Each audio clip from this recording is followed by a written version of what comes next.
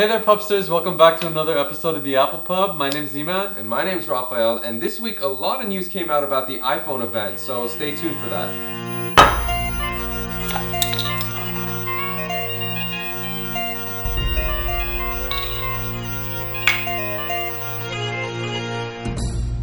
Before we get into Apple's September 9 event, we want to cover Intel's lineup for Skylake processors on the Retina MacBook. Yeah, as you guys know, the current MacBook is using a 1.1 gigahertz processor that boosts to 2.2 gigahertz. Now, this generation of Skylake is going to end up having a 900 megahertz processor that boosts to 2.2. So now you guys might be wondering, why the hell would they make an already kind of slow processor slower? Well, that's because, as we had mentioned before, those processors will be 17% faster, as well as having 41% faster GPUs. So even though it is slower, it's for efficiency's sake because it's going to be still running around that same power level. So as you guys know, there's been a lot of rumors coming out about Apple's Project Titan. Yeah, Apple's been hiring a lot of engineers to work on autonomous vehicles from NVIDIA, Carnegie Mellon University, what was the other one? Volkswagen. And they've been in talks with Mercedes-Benz and Daimler and all these other people. And recently they hired an engineer from Tesla, Jamie Carlson. This guy specifically has worked on autonomous vehicles in the past. So, there have been rumors like these coming up every now and again, and it's pretty much certain that they're working on it. Now, whether it'll ever come to market is another issue, but I'm for it. At first I thought, Apple and cars, like one of the beauty of Apple was that they had so few products to choose from. And I think it's pushing it now with all these different sizes of iPads and iPhones, but well, I mean, at the same time, even if it doesn't come to market, they'll be furthering the technology. They might just sell the technology to be used in a vehicle. You know what I mean? But I view, they have wearables with the watch and tablets and phones, and I feel like the car is the last frontier in the sense of like an actual physical device that we use to be upgraded with new technology. Because, they're getting into the home with Apple TVs, they got the phone, the tablets. So yeah, I just see the car as the last gadget, the ultimate gadget they could conquer and tame that beast. So I'm looking forward to that. I'm hoping that they actually do come out with a car. And then after that, hologram technology. Let's go. Oh yeah, so we'll see you in like 5 years. So as we heard last week, nearly half of the subscribers to Apple Music plan on canceling or have already canceled their free trial subscription. Yeah, and as we already knew, Connect is having some issues of its own. It's not exactly, doing all too well. And now this week we hear that the lead, executive Ian Rogers actually quit his position for Apple Music. So I don't know exactly how this bodes for Apple's new music service. I mean, they are still holding on to 50% of that market that did try it out. But, I'm not sure how that's going to play into for Apple. Apple needs to, they have a good idea with the home of music. Like, everyone who's into music knows where to go for everything. For connecting with the fans, connecting with the artists and all of that. But at the same time, I do think they rushed this thing. They bought a company and they rushed out a product. And, it'll take a while. I think Apple Music will mature. But it's no Spotify. It's not going to be for a while, but I do see it becoming. Yeah, I can see it exactly. I can see it growing, but at the time, I think their competition is too strong. But Spotify's been losing money this whole time. They haven't churned a penny of profits. So Apple has that. They have very deep pockets, and they can compete in that sense. But yeah, again, like it is a shaky start, but they're not doing too terrible. Half the people are sticking with them, so we'll see what happens. It'll be interesting to see where Apple Music is a year from now, 2 years from now.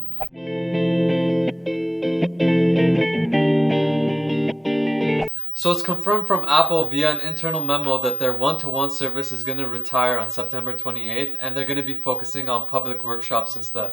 So iHome released a new smart plug to quickly and easily turn any home device into a HomeKit-enabled device. Apple also started selling third-party Apple Watch accessories at its retail locations. So Intelligent Energy actually designed a new hydrogen fuel cell that's able to fit inside the iPhone 6, giving it a week's worth of battery life. And because this new tech actually needs a port to release steam, you can quite literally have a steampunk phone. And that about covers our Quickie news segment. If you want to check out any of those stories in more depth, check out the links down below. So last week we missed a story because it came out after we had finished recording, but apparently the iPhone 6 Plus in their eyesight camera has a problem that certain users are being affected with, where a component fails, causing blurry photos. Yeah, and Apple has released a website that specifically takes in your serial number to see if you're eligible for a free replacement or repair service, I guess, and we'll include a link to that down below. Yeah, and so if your phone has had this effect happen, please do check it out. Hey Siri, give us a hint. Why don't you check a rumors blog? That's what I do. So I guess you're exactly where you need to be. So Apple did send out an invite for their September 9th event, which we talked about way earlier. It's going to be covering the iPhone 6s, the new Apple TV, The possible iPad Pro. Yeah, so there's a lot of hardware going on. We had our software fix earlier in the year with WWDC, and now we're finally getting to all the new hardware and products. So really looking forward to it. We'll be covering it and doing a rumor roundup before the event as well. Check that out next week. Speaking of rumors, apparently TechCrunch has released a new rumor mentioning that the new Apple TV will probably have a motion-sensitive control. Yeah, it's going to feature a touchpad on the top where the buttons are right now, and the buttons are going to be shifted down. It's also going to have a microphone, so you can use Siri with to interface with the television set. Thing, and then what else? What else? Yeah, apparently they're focusing this mostly on casual gamers. We were kind of hoping for a little bit more serious gaming, but then there's still hope out there for third parties to create controllers that kind of will be able to. Yeah, expect like a Wii remote that's kind of, because it's dual purpose. You can watch TV, navigate your interface with it, but also game with it lightly.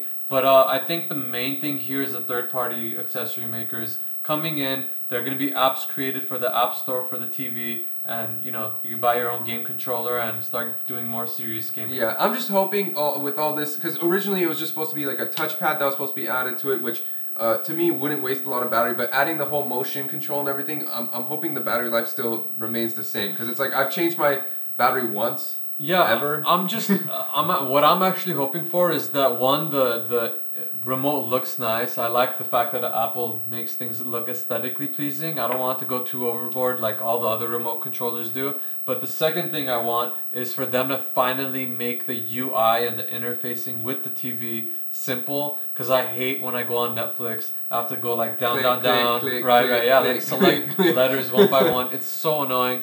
I'm hoping Siri and just the motion sensor selector. Oh, Siri definitely was going to make a big impact Yeah. on that. You could just say, Siri, Netflix, this. Yeah, And then exactly. So yeah, I do think that they're going to make a huge leap there in the television industry. And I'm glad they're kind of going this route too. Instead of releasing a TV, it's kind of pointless. Like you could get it's basically a large display. You get that from anyone. and just connect this to any TV. Yeah, so it's more convenient this way. I think it's easier, simpler, and I think this is the right route. And they're finally bringing technology to TV in a way that hasn't been done in so many years.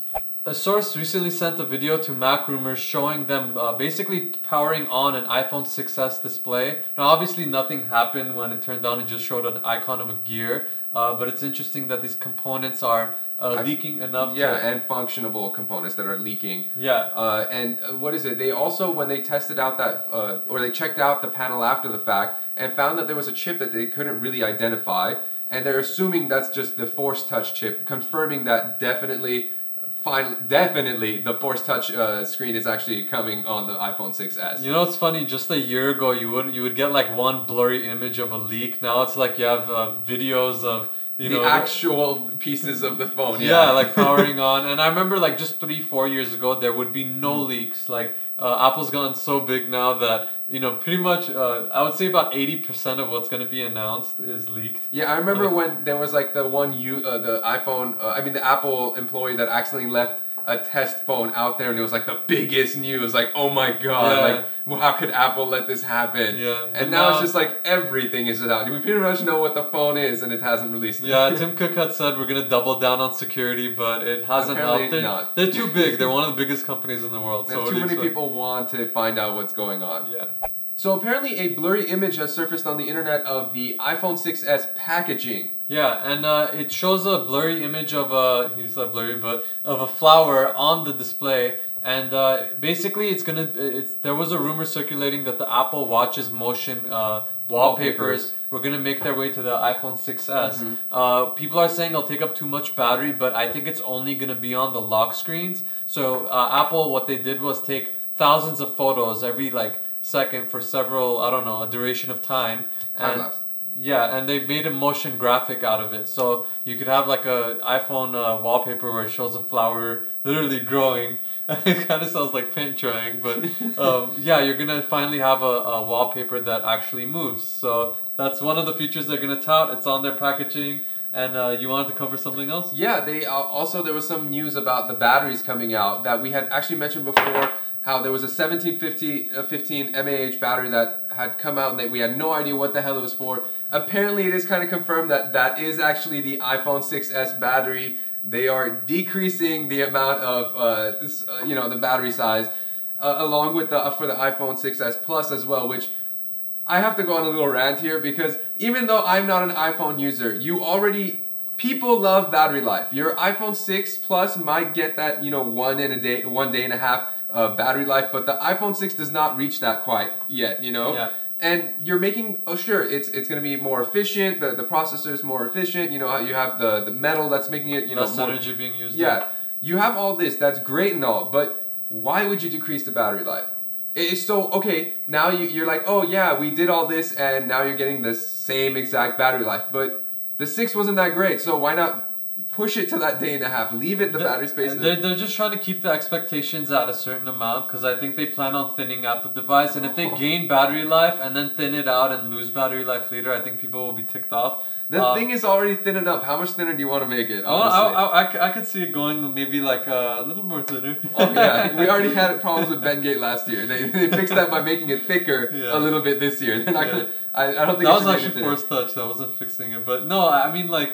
I don't know. I get the concern. I mean, if they make the battery isn't thinner. It's just the same size battery, but with less. Well, it is thinner. That's thinner? what happens when you. Yeah, it's a smaller battery. I thought it was the same battery pack, but less mAh, like less. No, the only reason that happens is that it's smaller. They mentioned that they were thinking it was because of the Force Touch panel being thicker. That's why they have to make it smaller. Oh, but I see. Okay. At the same time, it's still, to me, it's why would you decrease battery life when you could have just. I know a lot of people want more battery life. I know I'm in the minority here where I value the thinness of the device, but I think there's already big battery technology on its way, and I'm fine with. I mean, I know it's a couple more years away, but I mean, look at the tech that they used in the MacBook, for example, all that step up kind of thing to fit as much battery as you could possibly put into that thing. Yeah.